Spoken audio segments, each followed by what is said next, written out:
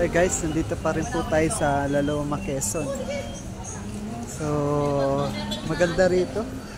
Kasi pag araw po ng Biyernes, tama ba? Araw ng Biyernes, meron po silang ganito. Ito sana maganda sana sa isang lugar, no? Yung may ganitong araw ng kainan o mga nagtitinda sa kalsada. So nung ako po ay nag-interview ng isa sa mga nagtitinda rito, so talagang itong araw na to ay para sa pagtitinda ng mga tao. So ibig sabihin, binibigyan nila ng time na makapaghanap buhay. Kahit isang araw lang, every Friday, yes. Ganito po sila rito sa Laloma. Nakakatuwa tignan. So sana sa lahat ng lugar ganito. So marami kang pagpipilian, maraming pagkain. Di ba?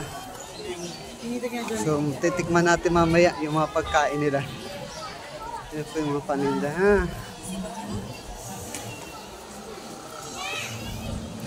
So sa Laloma po ito, Laloma, Quezon. So siguro mas maganda to mamayang gabi, kaya babalikan po natin ito mamayang gabi. Dito po tayo. Dito muna tayo. Paihaw muna tayo, tapos lang natin kumain ng lugaw. So tignan nyo po, napakaganda pagmasdan. Ang daming tao, kahit saang lugar may mga tao nagkainan.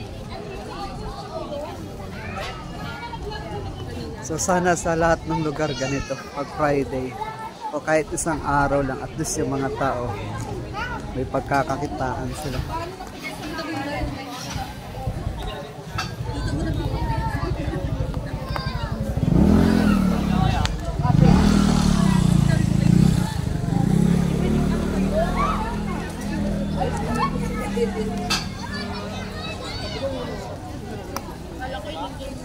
Araw-araw po ba yan ninyo rito? Friday, Saturday lang po dito. Friday? Saturday. Bukas meron pa rin pa. Excuse me. Ay, sorry. So, Friday, Saturday pala sila rito.